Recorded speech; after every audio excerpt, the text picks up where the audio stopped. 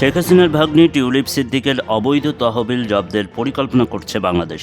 এ বিষয়ে ইতিমধ্যেই তদন্ত শুরু করেছে দুর্নীতি দমন কমিশন। ব্রিটিশ সংবাদ মাধ্যম দ্য টেলিগ্রাফের এক প্রতিবেদনে এই তথ্য উঠে এসেছে। শেখ হাসিনার শাসনামলে পাচার হওয়া অর্থ ফেরানোর জন্য দুদকের ঊর্ধ্বতন কর্মকর্তারা সক্রিয়ভাবে কাজ করছেন বলে উল্লেখ করা হয় এই প্রতিবেদনে। দুদকের মহাপরিচালক আক্তার হোসেন জানিয়েছেন, প্রধানমন্ত্রী পরিবারের অর্থ পাচারের বিষয়ে তথ্য সংগ্রহে তারা একাধিক দেশের সঙ্গে যোগাযোগ করছেন। সম্প্রতি যুক্তরাজ্যের সিটি মিনিস্টারের পদ থেকে পদত্যাগ করেছেন টিউলিপ সিদ্দিক। তার বিরুদ্ধে অর্থ পাচারের অভিযোগ উঠেছে। প্রতিবেদনে বলা হয়, শেখ হাসিনা সরকারের সঙ্গে তার সম্পৃক্ততা এবং লন্ডনে তার সম্পত্তি নিয়ে প্রশ্নের মুখে রয়েছেন তিনি। দুদক শেখ হাসিনা ও টিউলিপ সিদ্দিকের বিরুদ্ধে একাধিক দুর্নীতি তদন্ত চালাচ্ছে। এর মধ্যে সবচেয়ে গুরুতর অভিযোগ রাশিয়ার সঙ্গে পারমাণবিক বিদ্যুৎ কেন্দ্র চুক্তির মাধ্যমে 4 বিলিয়ন পাউন্ড আত্মসাতের বিষয়টি।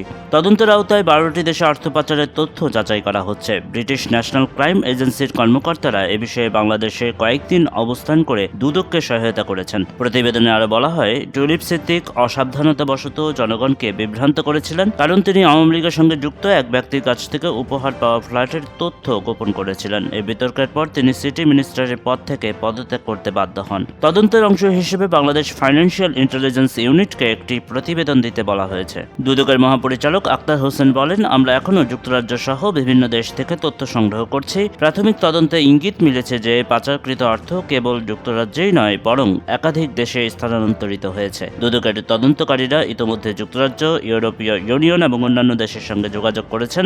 তারা পারস্পরিক আইনি সহায়তার মাধ্যমে অর্থ ফেরানোর পরিকল্পনা করছে।